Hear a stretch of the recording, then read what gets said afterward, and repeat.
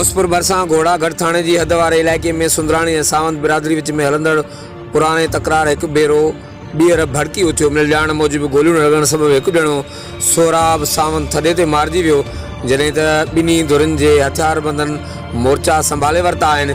इलाइक़े जे ज़रियनि मां मिल जाण मूजिब ॿिन्ही धुरनि में हिन वक़्तु बि फायरिंग जी ॾे वठि हलंदड़ आहे, जॾहिं त मारिजीवल जो लाश ज़रूरी कार्रवाई लाइ कंदकोट सिविल अस्पताल मुंतक़िल कयो वियो आहे।